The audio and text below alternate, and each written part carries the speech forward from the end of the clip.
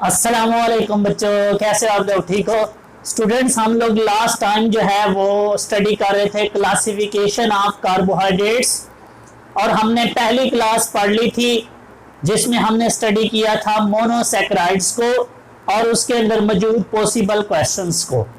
आज हम बात करने लगे हैं सेकंड क्लास ऑफ कार्बोहाइड्रेट्स की, और इसका नेम है ओलिगोसैकराइड्स।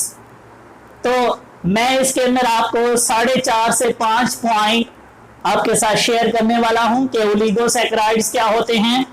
सबसे पहला बच्चों याद रखना, ओलिगोसैकराइड्स मोनोसैकराइड्स की तरह वाइट क्रिस्टलाइन सॉलिड होते हैं। तो ये लिख लेते हैं, दे आर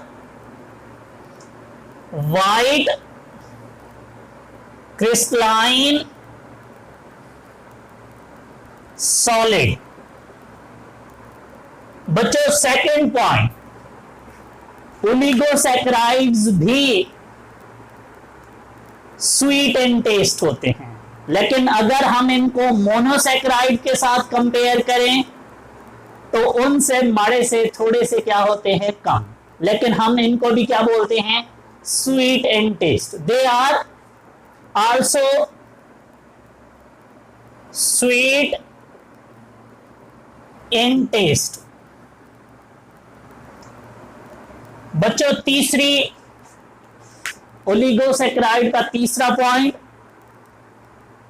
जैसे monosaccharide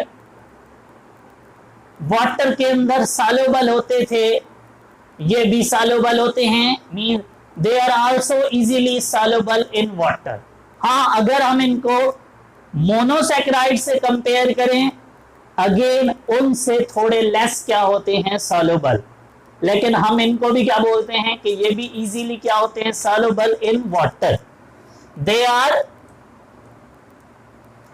easily soluble in water. Students fourth point पे आते हैं, इनको हम लोग रिड्यूसिंग और नॉन रिड्यूसिंग शुगर कहते हैं। जैसे मोनोसैकराइड्स को जस्ट हम रिड्यूसिंग शुगर बोलते थे, उनकी रिड्यूसिंग नेचर थी, यहां ऐसा कुछ नहीं है, हम इनको रिड्यूसिंग शुगर भी कह सकते हैं और नॉन रिड्यूसिंग शुगर भी कह सकते हैं। तो दे आर रिड्यूसिंग और नॉन रिड्यूसिंग शुगर।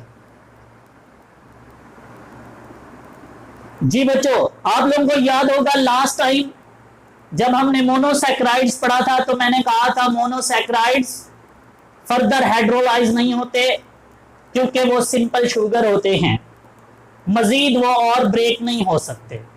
लेकिन स्टूडेंट्स याद रखना, ये जो ओलिगोसैकराइड्स होते हैं ये हाइड्रोलिसिस के दौरान फर्दर ब्रेक होते हैं, और जब ये हाइड्रोलाइज होते हैं तो बच्चों ये 2 से लेके 9 तक, सम टाइम कुछ बुक्स में 2 to 10 भी लिखा होता है। तो बेसिकली बताने का मकसद ये है कि जब इनकी हाइड्रोलिसिस होती है तो बच्चों ये क्या प्रोड्यूस करते हैं, मोनोसैकराइड्स 2 से लेके 9 तक। इसका मतलब क्या हुआ कि ओलिगोसैकराइड्स बेसिकली किससे मिलके बने होते हैं, मोनोसैकराइड्स से। तो हम ये लिख लेते हैं, on the hydrolysis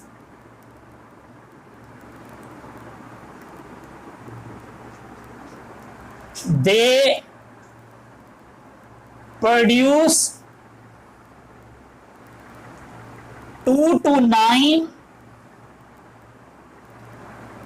monosaccharides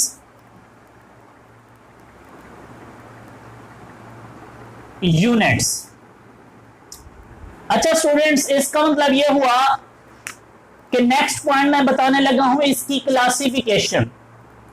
on the basis of production of monosaccharides, बच्चों याद रखना, अगर हाइड्रोलिसिस के दौरान दो मोनोसैकेराइड्स बने तो उसे हम बोलेंगे डाइसैकेराइड्स। सेम अगर 3 बने तो ट्राइसैकेराइड्स, अगर 4 बने तो tetrasaccharides and so on. Means classification of oligosaccharides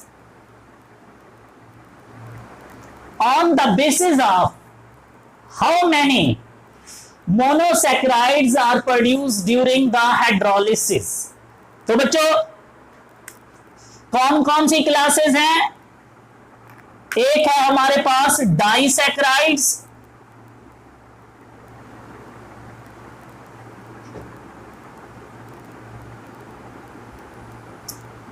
बच्चों याद रखना, अगर कितने हाइड्रोलिसिस के दौरान मोनोसैकेराइड्स बने, 2 मोनोसैकेराइड्स,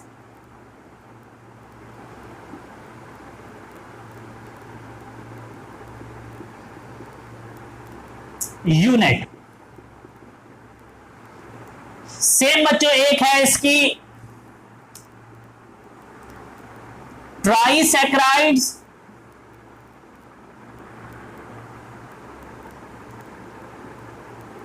और इसके अंदर बच्चों कितने होते हैं? 3 मोनोसैकेराइड्स। एक है जी टेट्रा सैकेराइड्स, इसके अंदर बच्चों कितने मोनोसैकेराइड्स होते हैं? 4। मींस जब ओलिगोसैकेराइड की सॉरी बच्चों क्या हुई? हाइड्रोलिसिस, और उसने कितने मोनोसैकेराइड प्रोड्यूस किए? 4। तो बच्चों उनको हम क्या बोलेंगे? टेट्रासैकेराइड्स। चलें जी नेक्स्ट, अब मैं बच्चों एक आपके साथ लास्ट पॉइंट शेयर करने लगा हूं। बच्चों जो हमारे यहां ओलिगोसैकेराइड्स हैं, इन सब में जो सबसे मोस्ट इंपॉर्टेंट ओलिगोसैकेराइड्स है बच्चों, उसका नाम क्या है? डाइसैकेराइड। और इसकी एग्जांपल होती है बच्चों सक्रोज। तो इसके बाद आप लिखोगे the most important oligosaccharide is disaccharide, और एग्जाम्पल क्या दोगे? सक्रोज। बच्चों सक्रोज जो है चीनी, इसका फार्मूला क्या होता है? C12H22 और O11। आओ जरा हम उसकी हाइड्रोलिसिस करते हैं और देखते हैं कि वाकईतन क्या 2 मोनोसैकेराइड्स प्रोड्यूस होते हैं या नहीं। अगर होंगे तो फिर हम उसको क्या बोल सकते हैं? डाइसैकेराइड्स।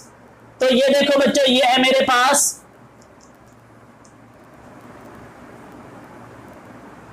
डाइसैकेराइड एक, जिसका नाम है सक्रोज। इसका फार्मूला है जी C12H22O11। हम इसको वाटर में डिसॉल्व करते हैं और इसकी एसिडिक मीडियम में HCl की प्रेजेंस पे हीट करके बच्चों हम इसके क्या करवाने लगे हैं? हाइड्रोलिसिस। जब इस सक्रोज की, जो कि मैंने क्या बोला है एक डाइसैकेराइड है, इसकी जब स्टूडेंट क्या होती है? हाइड्रोलिसिस, तो ये क्या प्रोड्यूस करता है? C6H12O6 plus C6H12O6। बच्चों ये जो है इसको हम बोल सकते हैं कि ये क्या है? ग्लूकोज। और बच्चों ये जो है इसको हम क्या बोलते हैं? फ्रक्टोज। मैंने अपने लास्ट लेक्चर में बताया था कि ग्लूकोज और फ्रक्टोज दोनों दिखने में एक जैसे होते हैं, और दोनों को मैंने किसकी एग्जांपल बोला था? मोनोसैकेराइड्स की। मींस ये भी मोनोसैकेराइड है, ये भी मोनोसैकेराइड है। और बच्चों जब इस सक्रोज ने अपनी हाइड्रोलिसिस की है, या इसकी जब हाइड्रोलिसिस हुई है, तो हमारे पास 2 मोनोसैकेराइड्स प्रोड्यूस हुए हैं। एक का नाम है ग्लूकोज और एक का नाम है फ्रक्टोज।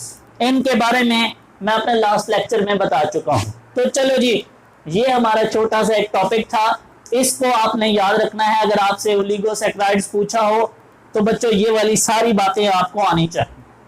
इसको एंजॉय करो। Thank you so much. Allah Hafiz.